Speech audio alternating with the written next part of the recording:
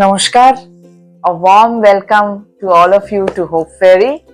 Today we have got Mohuadi, our beloved Mohua Sheth from, right now she's not with Cognizant, but I met her when I was with Cognizant, and our association, I think it's almost 17-18 years now, right? So just to give you briefly, who is Mohuadi? So Mohuadi has been with Cognizant for a long time. She had, was leading various functions within Cognizant. She post that she was very culturally very active. Like we had a musical band called Rubber Band. C sharp musical band where she used to do music club where she used to do a lot of things, and very actively, she was to participate, very fondly loved by all the juniors. So when I joined, she was at a directorial position, and we all used to love her a lot. Still we do love her. And later, when she came out of Cognizant, she has founded Rainbow Room. So, Mohuadi, a very warm welcome to HopeFairy. We are all loving to see you here, and that you could give me your this time, to come and for my podcast. Thank you, Uma. Thank you for inviting me. It is very important, and you're doing such a wonderful job, and you yourself inspire me, your strength, and I've seen you for so many years. It's an inspiration for me too. So it's my pleasure to be here. Thank you so much. Thanks for your kind words, Mohuadi. So, from Cognizant, if you could give me some background, how this journey of yours with Cognizant and now with Rainbow Room, little bit around it. Yeah. So let me also explain what Rainbow Room is. Rainbow Room, it's a safe space for LGBTQI community, where anybody from within the LGBTQI spectrum can come. We meet, we talk, we network, we sing, we dance, we share our stories, we cry, we support. We also do various functions and programs, conversations, talks. We were happy to have you, and talking about career and how you navigate career. So it's a place where the marginalized community who feel they have no space to go, and they find that. And that's where the trigger was from within Cognizant, because I realized that even within a corporate space or even within a society, the marginalized community feels very isolated. They don't have as much social connections. They remain and they become more introverted. That leads to a lot of loneliness, leads to the sense of social rejection, leads to depressions, very high suicidal rates, very high depression rates. And so we needed to do something to bring that. And it is, I think, as human beings, we can't let anybody be alone, right? It's only natural that we create that space of love and connections, because I think we are all a social animal, and connections make so much of a difference. And that's where the intent is. So wonderful. Actually, we need that psychological safety. We need that safe space, not just in office, but also at home. And with this, Mohuadi, what I would like to know from you is that what is the general pulse, and how do you, as a founder of Rainbow Room, can make that bridge happen? This is such a beautiful question that you asked, and especially today's world, which is hyper connected with the internet, with your Instagram, on the social media. We always feel we are hyper connected. But while we are hyper connected, there's also an enormous amount of loneliness, because the online connection does not give a lot of things that you need as a social connections, right? And this hyper connectivity also fuels a lot of competitiveness. So it's so important that in all this process, what we forget is to be kind. Right? We've forgotten that we need to be kind to people, and that's where the diversity and inclusion comes in. Irrespective of who the person is, what the background is, what the views are, what the thing is, why should we not be kind? And that's where I think if we can bring kindness back as a social value, as a part of our lives, it will make so many people happier and the world a much better place. That's what I believe.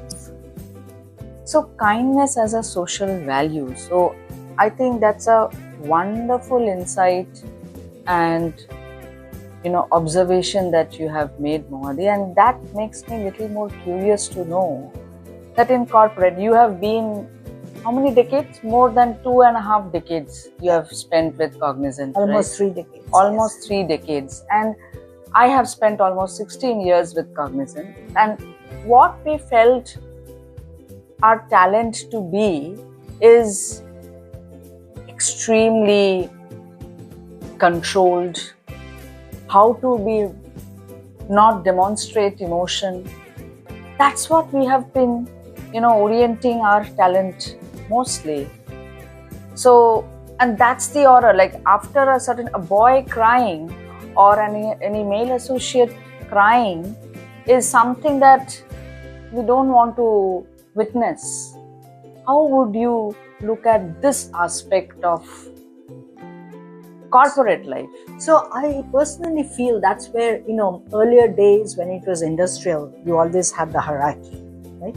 But in today's corporate world, the world that we lived in, there is no hierarchy. It's an open structure.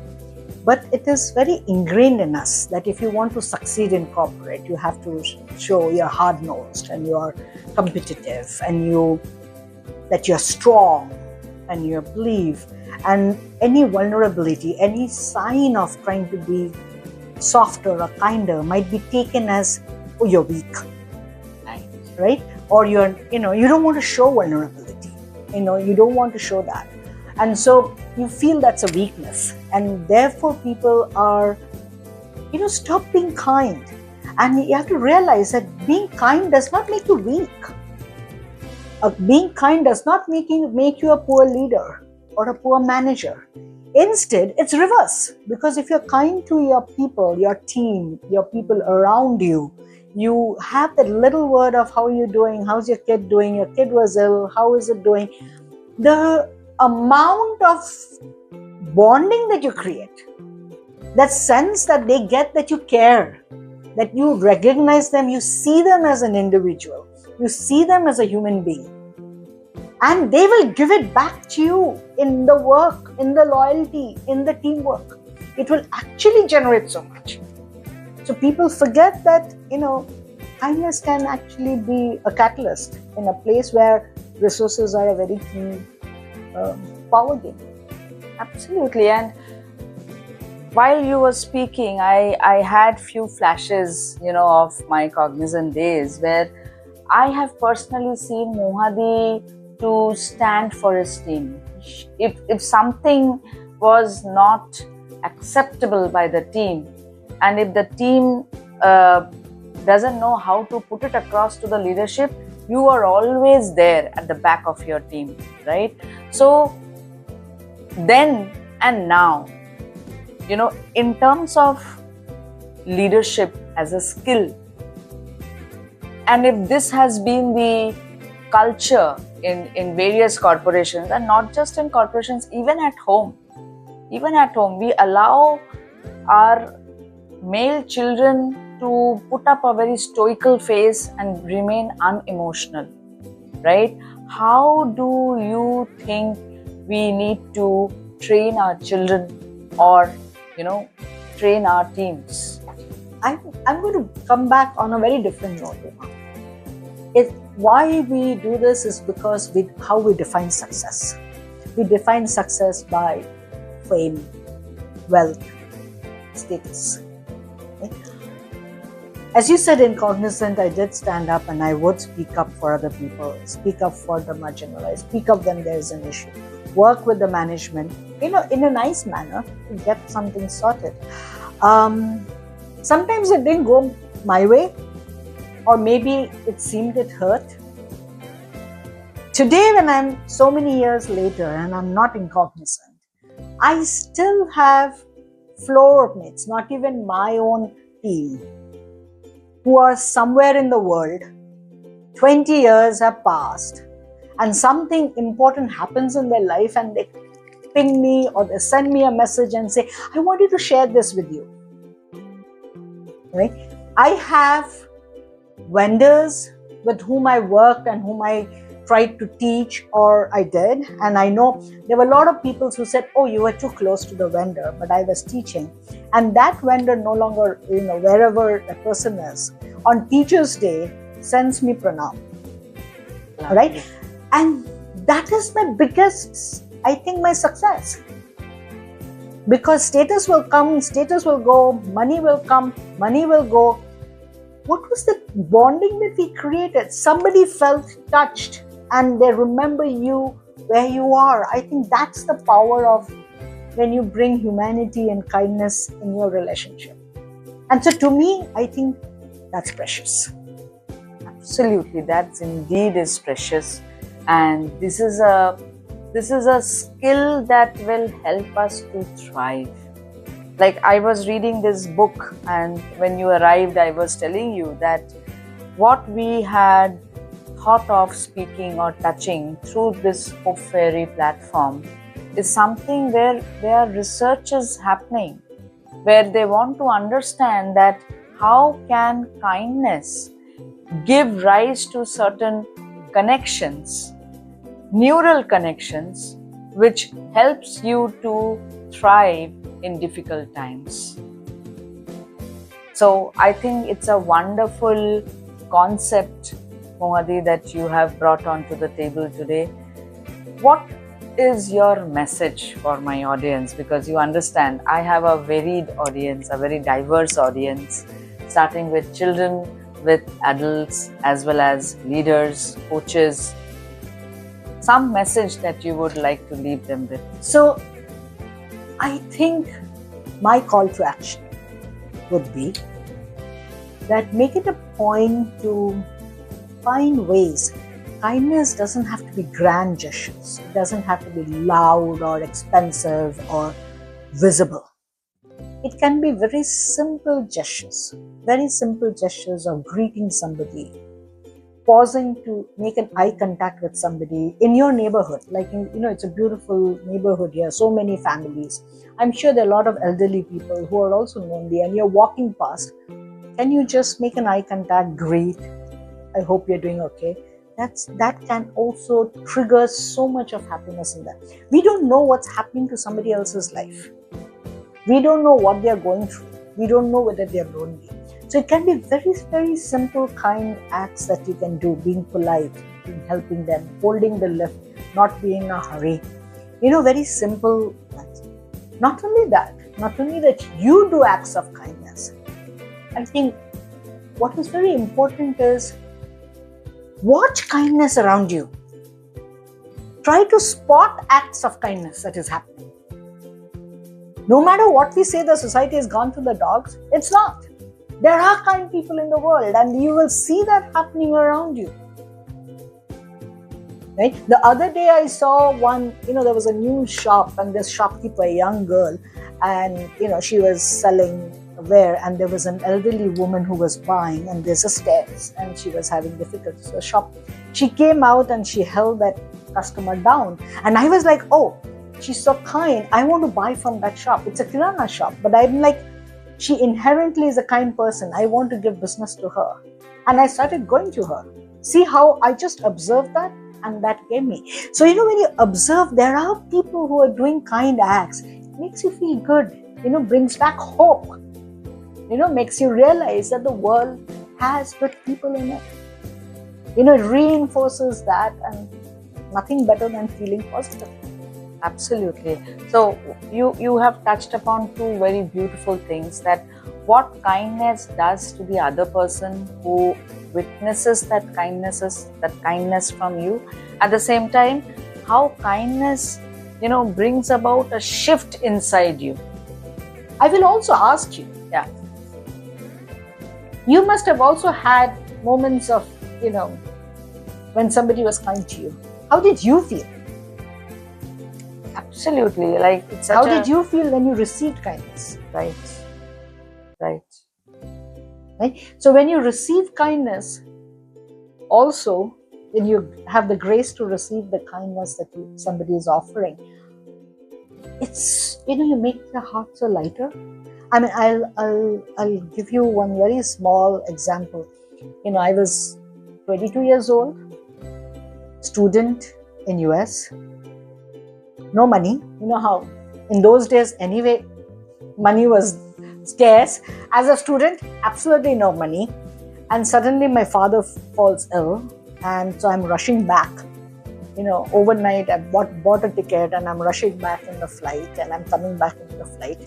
It was Iraq war, it was complete chaos, and then on that economy thing, and I'm very worried. I'm not sure how I'll come and find my father. And there was an elderly American woman sitting on the other side, on the three things, and she was, like a typical grandma type of a thing. Hello, where are you going? And I said, I'm very worried, because I must have looked very anxious, and I was like, young student, anxious, unsure.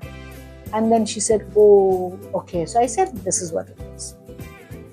2-3 hours later, I think she went to the restroom, and then she comes and tells me, you know what? There is a last seat. There's nobody sitting there. You were up all night. You must have been so anxious. You've not slept. Why don't you go there and take a nap? And it was like, I don't know this person. It's a stranger, right? But it felt like my own mother, my own grandmother, my own aunt, who worried and felt, poor thing. She's probably not slept, she's anxious. And she saw the seat and thought, let me go and tell her to come and sleep. I mean, it just lifted such a huge weight off me. That's the power that little thing, gesture. But it does. And we don't have to carry the weight when you can receive kindness. Wonderful. It makes life easier. Right. And that's why it's such a wonder and joy that we receive when we are around you. Oh. So thank you so much, Mohari. It's my pleasure. Thank you. My pleasure. Absolutely my pleasure. Yeah. Be kind, receive kindness, have the grace to be kind, to receive it, and watch.